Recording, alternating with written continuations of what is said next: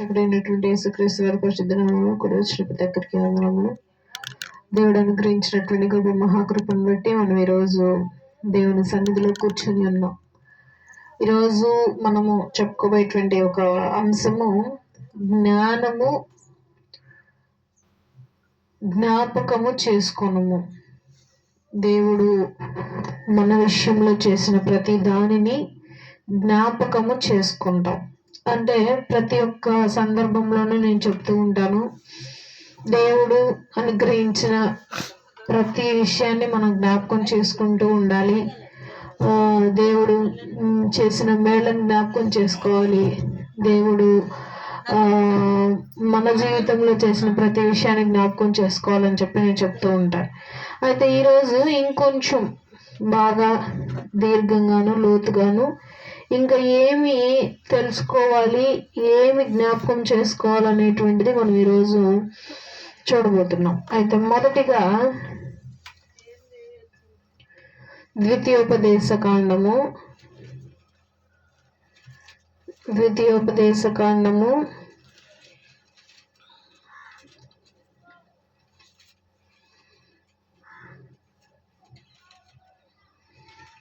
8వ అధ్యాయము 2వ వచనం. ద్వితీయోపదేశ కాండము 8వ అధ్యాయము 2వ వచనం చదువుదాం. మరియు ఆయన ఆజ్ఞను గైకొందువో లేదో మరియు నీవు ఆయన ఆజ్ఞలను గైకొందువో లేదో నిన్ను శోధించి నీ హృదయంలో నున్నది తెలుసుకొనుటకు నిన్ను అణచు నిమిత్తమును అరణ్యములో ఈ 40 సంవత్సరములు నీ దేవుడైన యెహోవా నిన్ను నడిపించిన మార్గమంతటిని జ్ఞాపకము చేసుకొనుము. చాలు.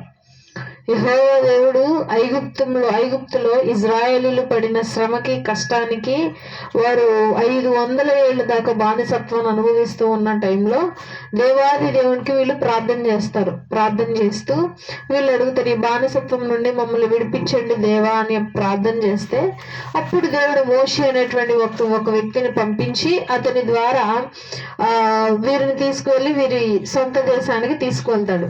40 సంవత్సరాలు వీళ్ళు అరణ్యంలో ప్రయాణం చేస్తూ వచ్చారు. జస్ట్ 40 రోజులు వెళ్ళిపోయే ప్రాంతానికి దేవుడు 40 సంవత్సరాలు వాళ్ళని తీసుకెళ్ళాడు. అందుకే దేవుడు అంటున్నాడు, నీ 40 సంవత్సరాల జీవిత చరిత్రను, నీ 40 సంవత్సరాల ప్రయాణమును నువ్వు ఎప్పుడు జ్ఞాపకం ఉంచుకోవాలి. ఎందుకు అనంటే ఈ 40 సంవత్సరాల్లో చాలా అద్భుతాలు చేశాడు దేవుడు. వాటిలో మొట్టమొదటి అద్భుతం ఎర్రటి సముద్రాన్ని 2 పాయలుగా చేయటం, ఆకాశం నుండి ఆహారం పంపించడం, బండ నుండి నీళ్లు రప్పించడం, చాలా వాటికి ఇవన్నీ చాలా జరిగాయి.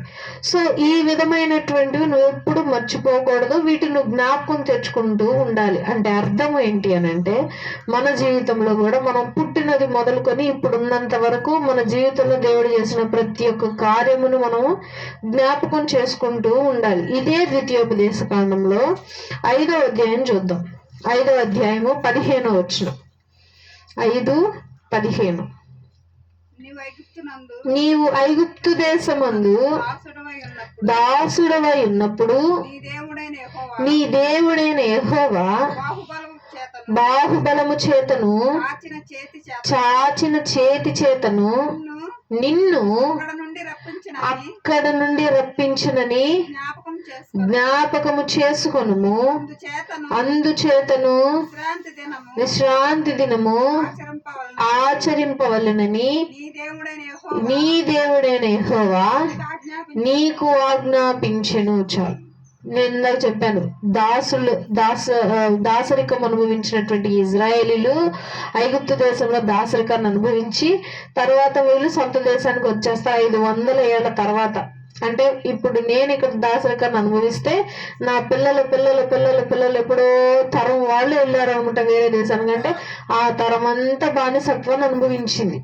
ఈ బానిసత్వంలో ఉన్నటువంటి మీ ఎదుట నేను నా చేతులు చాచి మిమ్మల్ని ఏం చేశాను, అక్కడి నుండి మీ సొంత దేశానికి రప్పించాను. కాబట్టి దీనిని నువ్వు ఎప్పుడు ఏం చేయాలి, జ్ఞాపకం ఉంచుకోవాలి. ఇజ్రాయేలీలు ఒక చోట ఇది మర్చిపోయారు. మోషే గారు కొండ మీదకి వెళ్ళిపోతారు దేవునితో మాట్లాడడానికి. వెళ్ళిపోతే ఇజ్రాయేలీలు ఇంకా రాలేదు, ఈ మోషే ఉన్నాడో చనిపోయాడో దేవుణ్ణి చూసి అని చెప్పి వాళ్ళందరికి వాళ్ళు బంగారము అవన్నీ తీసి కరిగించి ఒక దూడను తయారు చేసుకుంటారు. ఈ దూడే మమ్మల్ని ఐగుప్తు దేశం నుండి కానాను దేశానికి నడిపిస్తుంది, మమ్మల్ని బానిసత్వం నుండి విడిపించింది అని చెప్పి ఒక దూడను తయారు చేసుకొని ఆ దూడకు మొక్కటం మొదలు పెట్టాడు. అప్పుడు దేవునికి కోపం వచ్చి ఆ దూడని మంటల్లో వేసేస్తాడు మోషే గారు. తర్వాత వారి కోపానికి తగినట్టుగా చాలా మంది చనిపోతారు ఆ విధంగా చేసినందుకు. సో ఎప్పుడు జ్ఞాపకం ఉంచుకోవాల్సింది ఏంటి అని అంటే, దేవుడు చేసింది మాత్రమే దేవుడు చేశాడు. ఇప్పుడు వారిని బానిసత్వం నుండి విడిపించింది దేవుడు. కానీ వీళ్ళు ఎవరని నమ్ముతున్నారు, బంగారు దూడ చేసిందని నమ్ముతున్నారు. దేవుడికి అదే కోపంగా అనిపిస్తుంది. కాబట్టి దేవుడు చెప్తుంది ఏంటి అని అంటే, మనం బ్రతికినది పుట్టినది మన జీవితంలో జరిగిన ప్రతి దానికి కారణము దేవుడే. అయితే చాలా మంది అనుకుంటా ఉంటారు అది దేవుడు కాదు, అదొక లక్, అవన్నీ జరుగుతూ ఉంటాయి సృష్టిలో, అదొక భాగము అని అనుకుంటాం. కానీ ఇవన్నీ సృష్టిలో భాగం, ప్రతిదీ కూడా దేవుడు మాత్రమే చేస్తాడు అనేది జ్ఞాపకం ఉంచుకోవాలి. తర్వాత 1 కొరింథీయులకు రాసిన పత్రిక 11వ అధ్యాయము 24వ వచనం. 1 కొరింథీయులకు రాసిన పత్రిక 11వ అధ్యాయము 24వ వచనం. దానిని విరిచి ఇది మీ కొరకైన నా శరీరము, నన్ను జ్ఞాపకము చేసుకొనుటకై దీనిని చేయుడని చెప్పాను. చాలు. ఏంటిది? రొట్టె విరవటము, ద్రాక్ష రసం ఇవ్వటం. ఎవరెవరికి ఇస్తాము? బాప్తిసం తీసుకున్న వాళ్ళకి ఇస్తాం. రొట్టె ఎందుకు విరుస్తాము? నా అంతటికి నేను సొంత చేతులతో ఇంకో చర్చిలో ఇవ్వాలని చెప్పి ఆ రోజు తయారు చేశాను అనమాట, లైఫ్ లో ఫస్ట్ టైం. సో ఈ రొట్టె ద్రాక్ష రసం ఇచ్చుకుంటూ తింటూ ఏం చేయాలి, జ్ఞాపకం తెచ్చుకోవాలి నువ్వు నన్ను. ఈ రొట్టె ద్వారా దేవుడు ఎట్లా గుర్తొస్తాడు, ద్రాక్ష రసం వల్ల దేవుడు ఎట్లా గుర్తొస్తాడు అని అంటే, ఎందుకు దేవుడు రొట్టెనే తీసుకున్నాడు, రొట్టెనే చేయమన్నాడు అంటే, ఈ రొట్టె కూడా ఎట్లా చేయాలి, చక్కగా నీళ్ళు వేసి బాగా పిసికి, మామూలు మనం చపాతీలు చేసుకున్నట్లుగా పల్సగా చేయకూడదు, బాగా ఇంత మందం ఉండాలి ఆ రొట్టె. ఇంత మందం ఉన్న ఆ రొట్టెని చక్కగా పొయ్యి మీదే కాల్చాలి. మళ్ళీ అది పొంగకూడదు. రొట్టె అన్నాక ఏమైంది, ఖచ్చితంగా పొంగిద్ది ఉప్పేశాక. అయితే అది పొంగకూడదు, పొంగకుండా కాల్చాలి దాన్ని. అంత లావు రొట్టె పొంగకుండా జాగ్రత్తగా కాల్చి దానిని తుంచకూడదు. రొట్టె అనేది ఏమైంది, చిరిగిద్ది. ఇరగటం అంటే అది అంత బాగా గట్టిగా ఉంటే అప్పుడు ఇరిగిద్ది ఆ రొట్టె. సో ఇరిగేటట్టుగా మాత్రమే ఆ రొట్టెని తయారు చేయాలి. అప్పుడు ఆ రొట్టె ఇంతలా ఉంటుంది. అప్పుడు ఆ రొట్టె ఇంత రొట్టె ఇంత రౌండ్గా ఇంత చేసి దానిని విరిచి అప్పుడు ఒక్కొక్క ముక్క తినాలి. విరిస్తేనే దేవుడు ఒప్పుకుంటున్నాడు. తర్వాత ద్రాక్ష రసం ఎట్లా, మామూలు ద్రాక్షలు వేసి బాగా పిసికి దాని నుండి వచ్చిన రసాన్ని తాగటం. అయితే వీటినే ఎందుకు దేవుడు ఎంచుకున్నాడు అని అంటే, యేసుక్రీస్తు ప్రభువారు జీవించిన ప్రతి జీవితాన్ని సాదృశ్యంగా, యేసుక్రీస్తు ప్రభువారిని సిలువేసేటప్పుడు కొట్టుకుంటా కొండ మీదకి తీసుకెళ్లారు. ఆయన ముళ్ళ కిరీటం పెట్టారు, ఉమ్మేశారు, పిడుగుద్దులు గుద్దారు, చాలా చేశారు. అంటే ఆయన శరీరం మొత్తాన్ని నలగొట్టేశారు. ఆయన ఒంట్లో ఉన్న ప్రతి రక్తపు చుక్క ఈ భూమి మీద పడేదాకా హింసించారు ఆయన. ఆయన ఒంటిలో, ఆయన చనిపోయే టైంకి ఆయన ఒంటిలో ఒక్క రక్తపు చుక్క బొట్టు కూడా లేదంట. ఆ రక్తంతో పాటు నీరు కూడా కారిపోతా ఉందంట. ఆయన సిలువ మీద వేలాడుతూ ఉంటే ఆ ఎండకి దాహం తట్టుకోలేక దాహం అని అడిగితే ఒక అతను ఏం చేస్తాడు, చేదు నీళ్లు తగిలిచ్చి స్పాంజ్ లాంటిది కర్రకు తగిలిచ్చి పైకి నోటికి అందిస్తాడు. అది తట్టుకోలేక పక్కకు అనేస్తాడు ఆ తలని. అప్పుడు ఇక వేలబడిపోతాడు, ఇంకా చనిపోతాడు. ఇంకా లాస్ట్లోకి చనిపోగానే కింద బొడ్డు నిజంగా చచ్చిపోయాడా బ్రతుకున్నాడా అని చెప్పి బల్లెంతో పొడుస్తాడు ఇక్కడ పొట్ట దగ్గర. అప్పుడు నీళ్లు వేరుగా రక్తం వేరుగా బారాయి. సో ఇంక బాడీలో ఏం లేవు, ఓన్లీ నీరుతో సహా వచ్చేస్తుంది బయటికి. అప్పటిదాకా దేవుణ్ణి హింసించారు, నలగొట్టారు బాగా. మనం కూడా అంతే, చపాతి రొట్టెని ఎంత బాగా పిసికి బాగా చేస్తే అంత బాగా మెత్తగా వస్తాయి రొట్టెలు. ఆ విధంగా క్రీస్తును కూడా అలాగే నలగొట్టారు. ఈ విధమైనటువంటి మెత్తదనము, కమ్మదనం రావటానికి దేవుడు బాగా నలగొట్టబడి మన కొరకు చనిపోయాడు అని చెప్పి ఈ రొట్టె సాదృశ్యంగా, ద్రాక్ష రసం కూడా అంతే, బాగా పిసికితే గానీ దానిలో ఉండే రసం గుజ్జంతా రాదు బయటికి. సో ఇందుకు ఈ రెండింటిని దేవుడు సాదృశ్యంగా తీసుకున్నాడు. ఇవన్నీ గుర్తొచ్చిన ప్రతిసారి దేవుడు పడిన కష్టాలు, శ్రమలు, బాధలు, నిందలు, అవమానాలు అన్ని గుర్తొస్తాయి అని చెప్పి ఈ కార్యక్రమాన్ని పెట్టాడు. దీన్ని ఏం చేయాలి? ప్రతిరోజు తీసుకోవాలి. కానీ కొంతమంది ఏం చేస్తూ ఉంటారు అంటే, ప్రతిరోజు అక్కర్లేదు, వారం వారం తీసుకున్నాం. ఇంకొంతమంది ఏం చేస్తారంటే, వారం వారం కూడా అక్కర్లేదు, నెలకు ఒకసారి చాలు. ఇంకొంతమంది 2 నెలలకు ఒకసారి కూడా తీసుకునే వాళ్ళు ఉన్నారు. సో ఇది ఈ యొక్క రొట్టె విరవటం అనేటువంటిది ఎప్పుడు జ్ఞాపకం తెచ్చుకుంటే అప్పుడు నేను పడ్డ శ్రమ మీకు గుర్తొస్తుంది.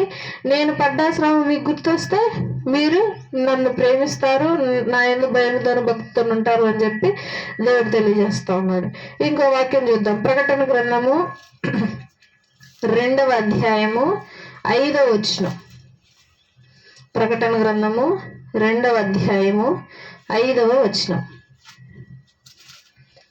నీవు ఏ స్థితిలో నుండి పడితివో అది జ్ఞాపకము చేసుకుని మారు మనసు పొంది ఆ మొదటి క్రియలను చేయుము. అట్లు చేసి నీవు మారు మనసు పొందితేనే సరి. లేని ఎడలా నేను నీ యొద్దకు వచ్చి నీ దీపస్తంభమును దాని చోటు నుండి తీసివేతును. చాలు. ఇది బాగా అర్థం కావాలి అంటే బైబిల్లో ఆల్రెడీ ఒక చోట జరిగిన సంఘటన గురించి చెప్తా. సౌలు గారు తెలుసు కదా, ఇజ్రాయేలీలకు మొదటి రాజు సౌలు. ఈయన గార్ధబొమ్మలు మేపేటువంటి వ్యక్తి. గార్ధబొమ్మలు అంటే గాడిదలు మేపుకునే వ్యక్తి ఇజ్రాయేలీలకు రాజు అయ్యాడు. గాడిదలు మేపుకునేవాడు ఎట్లుంటాడు? సాదాసీదా బట్టలు వేసుకొని గాడిదలు మాట్లాడేటట్లుగానే మాట్లాడతాడు. మరి అట్లాగే హై హొయ్యి అంటేనా ఈ మాట అంటే మరి అట్లా మాట్లాడు, కర్ర పట్టుకొని అవి అక్కడికి వెళ్తే దాని వెనకాల వెళ్తూ ఆ గాడిదలు పెంచేటట్లుగా వాసన ఆయన దగ్గర అట్లా వస్తూ ఈ విధమైనటువంటి వ్యక్తిని దేవుడు రాజుగా ఎంచాడు. దేవుడు రాజుగా ఎంచితే సరే, రాజరికంగా బాగానే పాలిస్తా ఉన్నాడు రాజుగా. అయితే ఒక చోట యుద్ధానికి వెళ్ళాడు సౌలు గారు. వెళ్తే అక్కడ దేవుడు ఒక ఆజ్ఞ ఇచ్చాడు. ఏమని? ఆ ప్రాంతంలో ఉన్న ఏ జంతువుని, పశువుని గాని, ఏ బంగారము దేన్ని ముట్టుకోవద్దు, అవంతా పాపము అని అంటాడు దేవుడు. ఈయన ఏం చేస్తాడు? మంచిగా దిట్టంగా ఉన్న ఆవుల్ని, మేకల్ని, గొర్రెల్ని అన్నిటిని తెచ్చేసుకుంటాడు. ఈ దగ్గరికి తెచ్చేసుకొని వాటిలో కొన్ని దేవునికి బలిగా ఇవ్వాలి అని చెప్పి సమూయేలు గారికి ఇస్తాడు. సమూయేలు గారు అంటారు, అయ్యా ఎందుకు తెచ్చావు ఇప్పుడు ఇవన్నీ? దేవుడు వద్దన్నాడు కదా, వీటిని ముట్టుకోవద్దన్నాడు కదా అని అంటే, లేదయ్యా చాలా బలంగా ఉన్నాయి, బలిష్టంగా ఆరోగ్యంగా ఉన్నాయి, ఏ మచ్చలేవు, బలిస్తే మంచిదని చెప్పి తెచ్చాను. లేదు, దేవుడు ఏమన్నాడు? ముట్టుకోవద్దు అన్నాడు. కాబట్టి ముట్టుకోకూడదు. అవి బలంగా ఉన్నా, ఆరోగ్యంగా ఉన్నా, మచ్చ లేకపోయినా, అందంగా ఉన్నా, దేవుడికి ఇష్టమైనా సరే దేవుడు ఏమన్నాడు? వద్దు అని అంటే వద్దు. అందుకే దేవుడు అంటాడు, బలులు అర్పించుట కంటే మాట వినుట శ్రేష్టము. అయితే గార్ధబొమ్మలు మేరుపేటువంటి వ్యక్తిని తీసుకొచ్చి రాజుగా చేస్తే అతను ఏం చేశాడు? అతనికి ఇష్టం వచ్చింది దేవుడిని ధిక్కరించి చేయటం చేశాడు. అప్పుడు వెంటనే మేకలు మేపేటువంటి గొర్రెలు మేపేటువంటి దావీదుని రాజుగా ఎంచుకుంటాడు దేవుడు. తర్వాత ఆ దావీదుని రాజుగా ఎంచుకుంటున్నారు, దావీదుని అందరూ పొగుడుతున్నారు అని చెప్పి సౌలు కోపం వచ్చి, ఈర్షొచ్చి దావీదుని చంపుదామని పరిగెడతాడు. దావీదు అరణ్యంలోకి వెళ్తారు. ఇదంతా కథ అనమాట. సో మనము మన పూర్వపు జీవితాన్ని ఎప్పుడూ మర్చిపోకూడదు. మనం ఏ స్థితిలో ఉన్నా, మనం పై స్థితిలో ఉన్నా కానీ, కింద స్థితిలో ఉన్నా కానీ, మనం ఎక్కడి నుండి వచ్చామో అది మాత్రం మనము జ్ఞాపకం ఉంచుకోవాలి. తర్వాత ఇంకో గ్రంథంలో చూద్దాం. మత్తయి సువార్త 5వ అధ్యాయము. మత్తయి సువార్త 5వ అధ్యాయము 23, 24 వచనాలు. మత్తయి సువార్త 5వ అధ్యాయము 23-24 వచనాలు.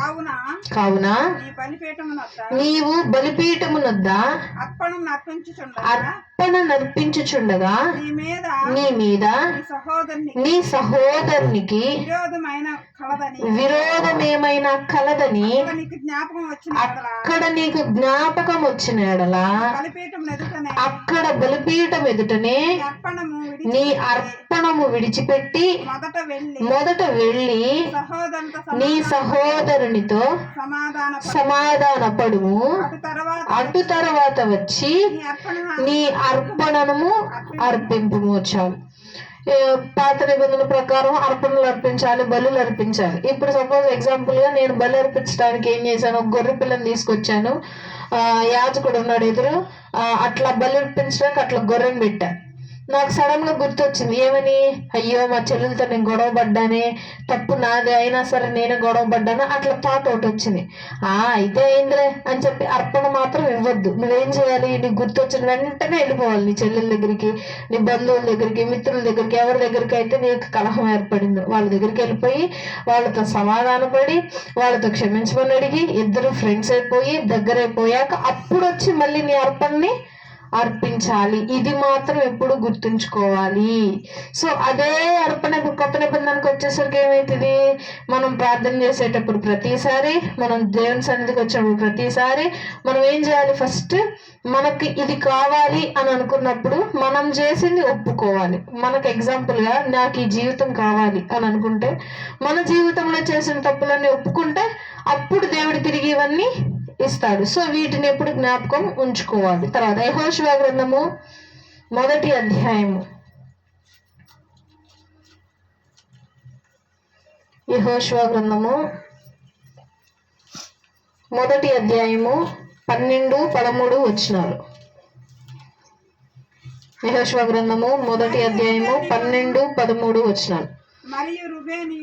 మరియు రూబేనీయులకును గాదీయులకును మనష్షే అర్ధగోత్రపు వారికి యెహోషువ ఇలాగు ఆజ్ఞాపించెను.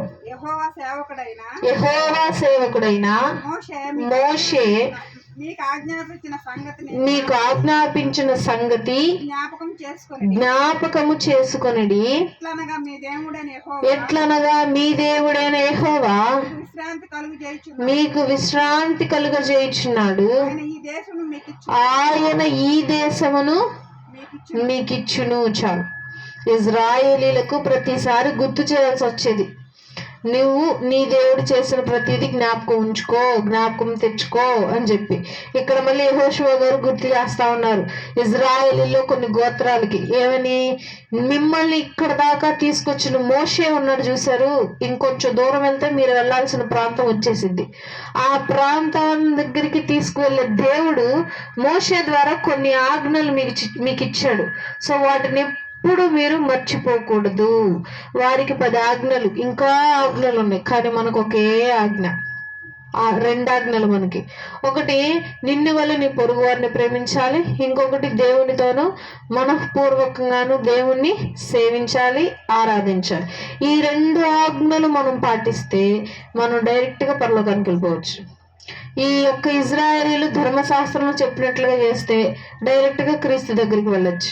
ఈ విధమైనటువంటి ఆజ్ఞలు ఉన్నాయి మీకు. కాబట్టి వీటిని ఎప్పుడు మీరు వీటిని మర్చిపోవద్దు, జ్ఞాపకం ఉంచుకోవాలి అని చెప్పి సెలవిస్తా ఉన్నారు. ప్రకటన గ్రంథము 3వ అధ్యాయము 3వ వచనం. ప్రకటన గ్రంథము 3వ అధ్యాయము 3వ వచనం. నీ క్రియలు నా దేవుని ఎదుట. ప్రకటన గ్రంథము 3వ అధ్యాయము 3వ వచనం. 3:3.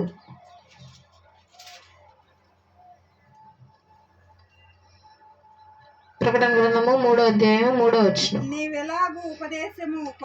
నీవెలాగు ఉపదేశము పొందితివో ఎలాగు వింటివో జ్ఞాపకము చేసుకొని దానిని గైకొనుచు మారు మనసు పొందుము.